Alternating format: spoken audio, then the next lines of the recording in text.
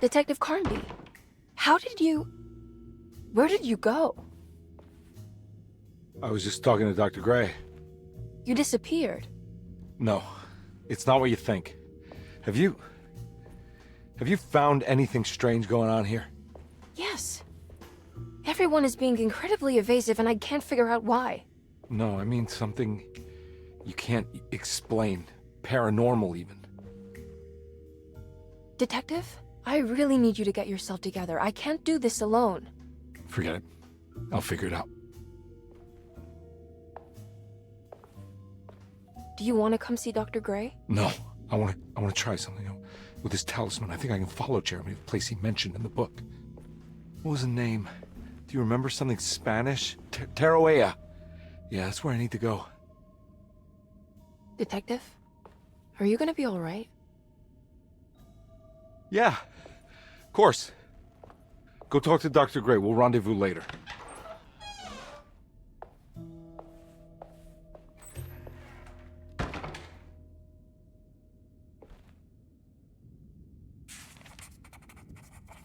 This talisman brought me back from the French Quarter in the blink of an eye.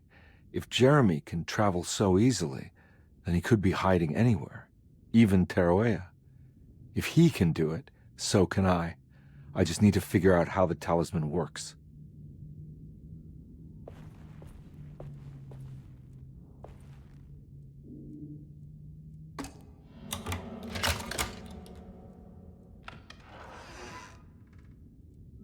Well, hello.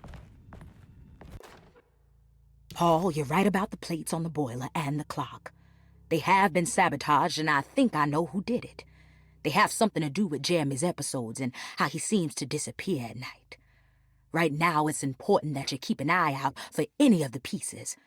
I want to find out if I can repair the plates.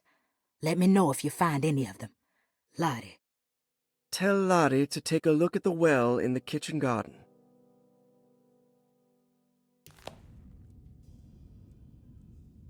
Let's see.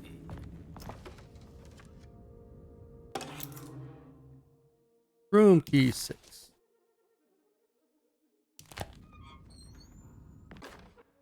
Dr. Elmore Lee Gray is Derceto's chief doctor. Accounting and all administrative work is handled by me, Paul Waits. Magdalena Thompson, or Mags, is responsible for the household. Jean-Baptiste and Charlotte Tabois are responsible for keeping the guests' medical regimens in check. Finally, Jack Chance is our gardener, who can occasionally be seen in the conservatory, but is for the most part busy outside. There are currently 6 guests at Derceto. Malcolm McCarthy and Ruth Tallant reside on the first floor. Jeremy Hartwood, Elisabetta Perosi, Grace Saunders, and of course Cassandra Beauregard live on the second floor. Okay.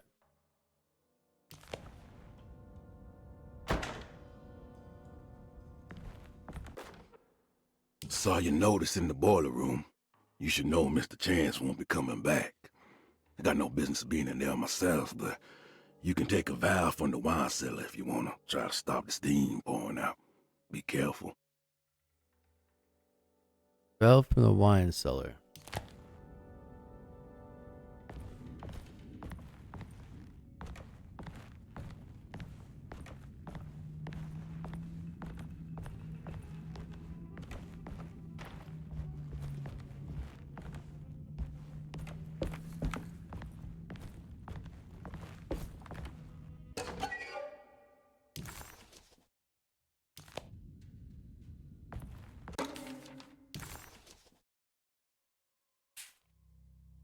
Cassandra Beauregard, the beloved author. Very exciting, isn't it? What do you want to put down for reason for admission? What her agent told us. Cassandra suffers from writer's block and needs to finish her moving picture script before the end of June. Mr. Chardot suggests Cassandra's heavy use of barbiturates is holding her back and risks ruining her career. And how should we summarize her personal history? Let's keep it short. Cassandra Beauregard is a beloved crime author who managed to pull herself out of poverty and into stardom. 5 years ago, she tried killing herself by jumping off a balcony. The incident left her a cripple, and now relies heavily on her wheelchair. And for diagnostic impressions? Cassandra suffers chronic back pain following her suicide attempt. She self-administers morphine to keep herself ambulant, but has become addicted, and the desired effect is now lost. The drug abuse clouds her mind, and she is unable to focus on real life. To save herself from this insight, she instead makes up stories to fill out the gaps in her own thought process, resembling the Korsakoff syndrome. Oh, bravo, Doctor. How will you treat her? First of all, she needs to be weaned from her drug addiction, and hopefully it will resolve her compulsive lying. Then look into permanently numbing her pain in her back through surgery. Finally, deal with her suicidal thoughts. Fantastic. With such a short time before June, I really hope she gets better soon. We will do what we can. Grace Saunders, 11 years old. Reason for admission? The mother insists on strict supervision by a proper gentleman to avoid further perversion of Grace's adolescence. Personal history? Grace's family possesses modest wealth and status. Her childhood seems ordinary, spending most of her time with private teachers and family friends. Grace's father recently passed away, leaving her mother the sole caregiver. And diagnostic impressions? Grace has trouble dealing with her father's death. She is willingly suppressing her feelings on the matter and isn't properly acknowledging the trauma she suffered. Any planned treatment? Grace needs nothing out of the ordinary. She simply needs parental guidance. Eventually, we can work on her feelings toward her father. Thank you, Doctor. I'll finish the paperwork and get her installed. Malcolm McCarthy, 54 years of age. Reason for admission? McCarthy admitted himself to Derceto, stating simply that he needs some damn rest. And personal history? McCarthy claims he used to work as a lawyer in Baton Rouge, but says he can't go into details because of some legal dispute. His background remains largely a mystery, except for the occasional clue that he drops in conversation. Huh. And diagnostic impressions? McCarthy is an anxious man and an alcoholic. He often tells half-truths due to some deep-seated inability to trust other people. And how will you treat that? McCarthy will take some time to open up. Spending time with Jack's dog or the child should be good for him. Their harmless nature will help build his sense of trust. Thank you, Doctor. Elisabetta Perosi, 33 years old? What should I put down as reason for admission? Well, Perosi broke into Derceto and was found wandering the grand parlor. She was confused and suffered partial amnesia. She insisted she belonged here and offered to pay for her stay. Right. What do you make of her story? Perosi claims to have been a member of the Astarte artist colony some 20 years ago, a claim that seems contrafactual due to her young age. She looks to be and even thinks she is 33 years of age. That would make her a child at the time. It seems fair to say that Perosi's story is untrue, deliberately so or not. Diagnostic impressions? Do you have anything? Perosi's story is peculiar, because she retracted her story about the artist colony. She no longer claims to be the same person as Elisabetta Perosi. However, my staff's research has confirmed there was a Perosi at that time who was in her early 30s. I suppose this case will take some time to investigate. How will you go about it? I wanted to contact the real Perosi, but it seems the whole colony disappeared one night. September 29th, 1915, during a hurricane. I will have to take it slow and figure out what this spell of impersonation could have been. Oh, I'm sure it will all clear up eventually. Thank you, Doctor. Ruth Talon, 29 years of age. Reason for admission? Ruth's father wishes that his daughter be removed from New Orleans nightlife for the foreseeable future.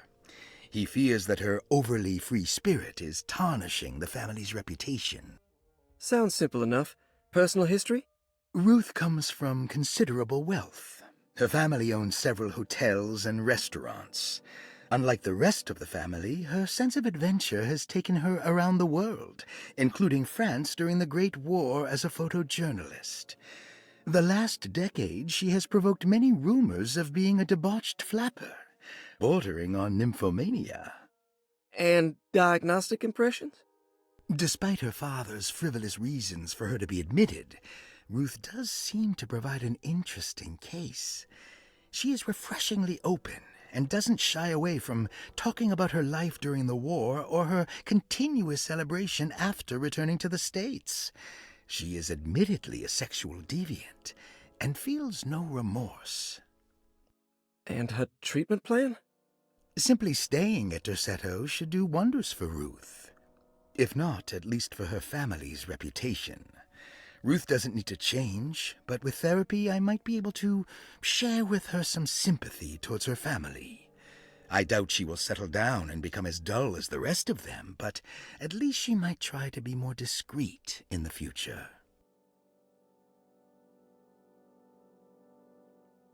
Okay. Looks like all the patients are accounted for, except for Jeremy. There's no way I can get into this thing. Better leave it alone.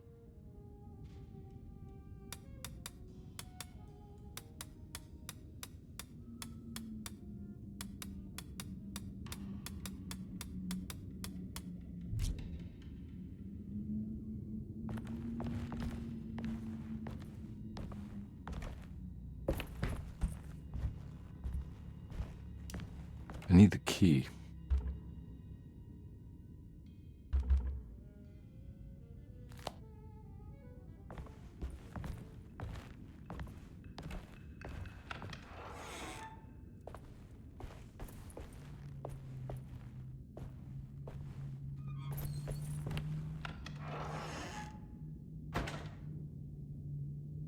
Need a save.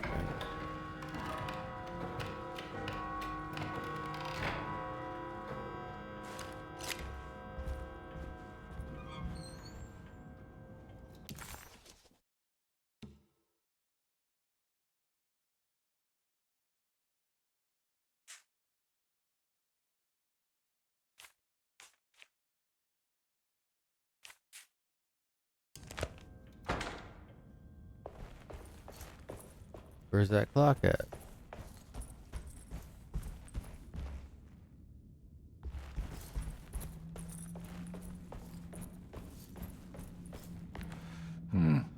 I need the key.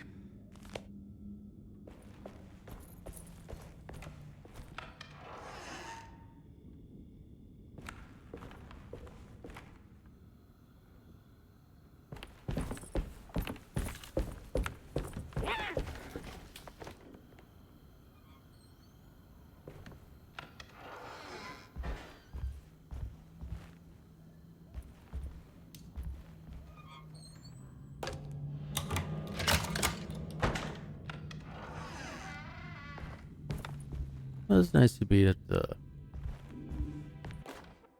Lost Plantations story. of Louisiana, Thierry Briclot, 1917. Derceto was a small plantation on the eastern shore of Lake Pontchartrain.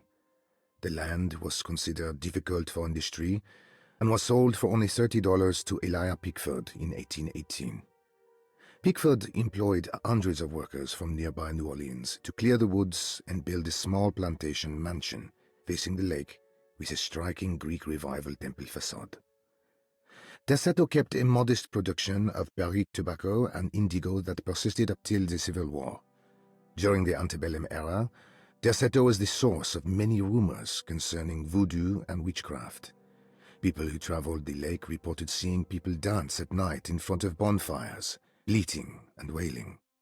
On June 17, 1862, Captain J.W. Norton of the Union Army recounts leading a raiding party from ships anchored in Lake Pontchartrain in order to seize control of Derceto and free the slaves working there. The captain was surprised to find the workers fighting back with unprecedented zeal. Norton's account describes these men and women as enraged with fanaticism. Pickford reportedly tried to placate the raiders, but was shot in the confusion. Captain Norton left the mansion burning and retreated to his ships with his men. Derceto was left in ruins for several decades. The ownership of the land was long disputed and returned to the Ledoux family in 1901. Several police reports were filed during the following years as the Ledoux tried to get rid of a camp of squatters on their land. The police made several visits to remove the trespassers, but the people kept returning. On November 1st, 1907, Inspector Leras of the police charged a deadly attack in order to save several children kidnapped by the squatters. Many were killed, and even more were jailed. The following year, Ledoux rebuilt Derceto, incorporating the surviving stone foundation and adding a magnificent wrought iron conservatory. The farmland had been reclaimed by the surrounding woods, so it was no longer profitable to use as a plantation. Instead, the house was turned into an artist's colony. The Astarte Artist Colony was a successful group of artists, including figures such as painter Heinrich Cassel and poet Nora Keith. The group was also known for their beloved Mardi Gras crew called the Pirates of Pontchartrain. On September 29, 1915, a tropical hurricane tore through Louisiana, causing Lake Pontchartrain to flood New Orleans. Due to the remote location of Derceto, it took almost 2 weeks for outsiders to learn that the artist's colony was abandoned. The 12 residing artists had all vanished without a trace. The empty mansion of Derceto still stands on the shore of Lake Pontchartrain, with much of its temple facade intact. The Ledoux family currently has no intention of repairing the house.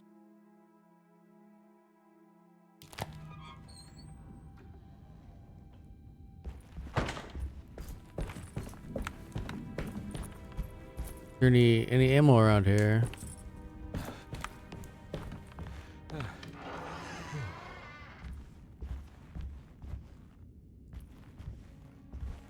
Ooh.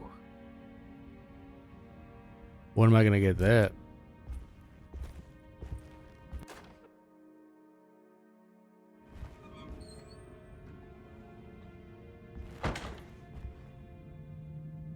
Wait, did I just lose my axe?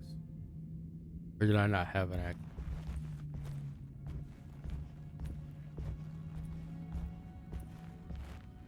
It's wedged shut.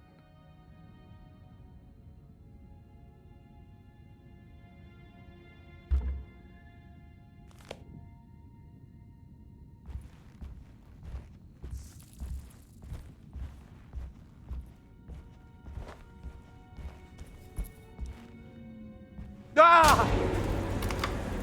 What is going on? Now what do we got here? Okay, this is bad.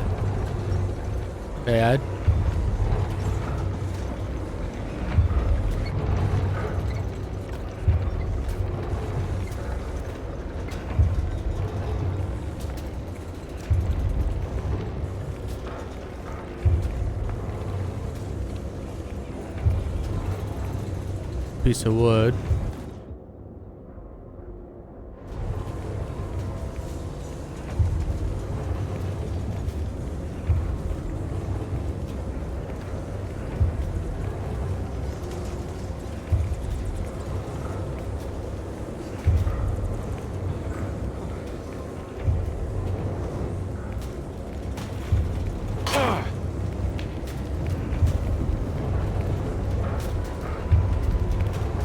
How am I supposed to get out of here?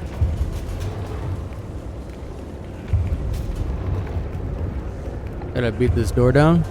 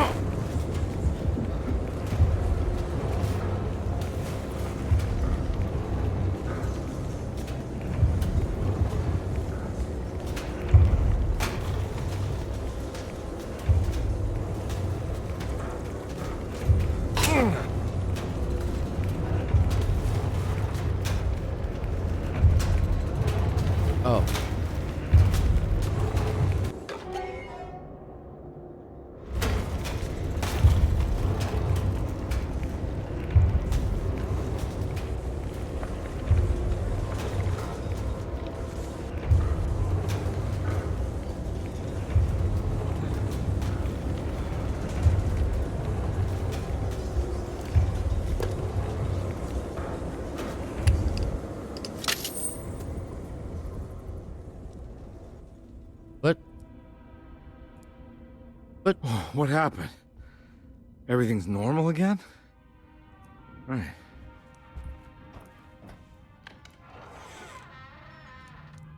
so does that mean I do?